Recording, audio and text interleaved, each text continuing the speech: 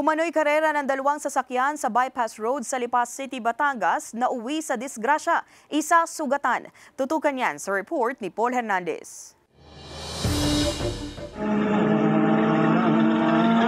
Humaharurot ang dalawang kotseng ito na animoy nagkakarera hanggang sa masapul na pulang kotse ang isa pang kotse na nakatigil lang sa unahan. Ang viral video na yan, nakuhanan sa bypass road ng Barangay Inusluban sa Lipas City. Sugatan ang driver ng pulang kotse na kaagad dinala sa ospital.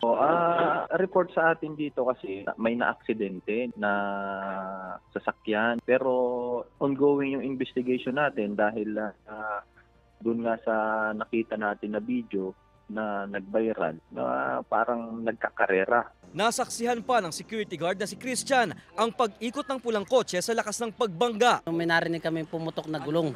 Boom! Nakita namin dito, kinaladkad na dito yung kulay green na sasakyan. Tapos yung pula umikot doon sa unahan na yun. Nagkaayos na raw ang magkabilang panig ng mga sasakyang sangkot sa disgrasya habang pinaghahanap pa ang driver ng puting sasakyan. Ayon sa Lipas City Public Order and Safety o SIPOS, ipinagbabawal sa mga bypass road ng street racing. May ordinansa po tayo against illegal street racing. Yan po ay 5,000 nga ang penalty. Parang kinoconsider din na pa-revoke sa LTO lahat na may involved sa illegal na street racing natin na yan. Dapat dahan-dahan lang talaga.